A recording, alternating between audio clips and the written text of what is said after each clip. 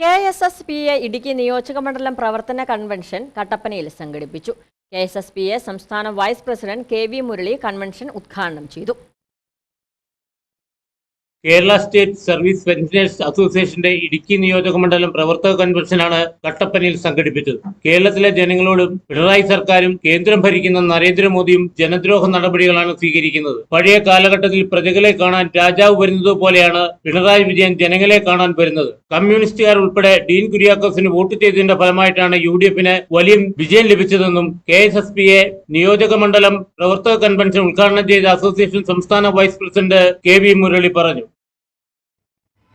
കേരളം ഭരിക്കുന്ന പിണറായി സർക്കാരും കേന്ദ്രം ഭരിക്കുന്ന മോഡി സർക്കാരും കേരളത്തിലെ ജനങ്ങളെ മുഴുവൻ അവർക്ക് കിട്ടേണ്ട ആനുകൂല്യങ്ങളെല്ലാം നിഷേധിച്ചുകൊണ്ട് പാവപ്പെട്ടവർക്ക് കിട്ടേണ്ട പെൻഷൻ പോലും കൊടുക്കാതെ റേഷൻ കടകളിൽ കൊടുക്കേണ്ട ആവശ്യ വസ്തുക്കളൊന്നും തന്നെ അവിടെ ഇല്ലാതെ മാവേലി സ്റ്റോറുകളും അതോടൊപ്പം തന്നെ കുറച്ച് സൗജന്യമായി കൊടുക്കുന്ന സ്ഥലങ്ങളിൽ നിത്യോപയോഗ സാധനങ്ങളൊന്നും തന്നെ ഇല്ലാതെ ജനങ്ങൾ വിഷമിക്കുമ്പോൾ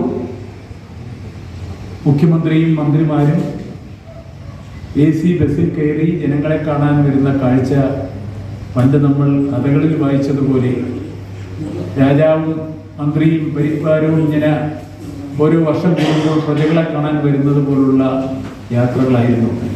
ഈ വർഷം സംഘടനയിൽ പുതിയതായി എത്തിയ അംഗങ്ങളെ പൊന്നാട അണിയിച്ച് സ്വീകരിച്ചു. അസോസിയേഷൻ ഇടുക്കി ജില്ലാ നിയോജകമണ്ഡലം പ്രസിഡന്റ് AD ചാക്കോ അധ്യക്ഷത വഹിച്ച യോഗത്തിൽ അസോസിയേഷൻ ഇടുക്കി ജില്ലാ പ്രസിഡന്റ് PK ഷാജി, സംസ്ഥാന സമിതി അംഗം KA Mathew, PS Rajappan, association ജില്ലാ സെക്രട്ടറി ഐവാൻ സെബാസ്റ്റ്യൻ, ജില്ലാ വൈസ് പ്രസിഡന്റുമാരായ സണ്ണി മാത്യു, ജോസ് വെട്ടിക്കാല, ജില്ലാ ജോയിന്റ് സെക്രട്ടറി ജോസഫ് പെരുന്നോലിൽ എന്നിവർ സംസാരിച്ചു. Idukki vision news, Kattappana.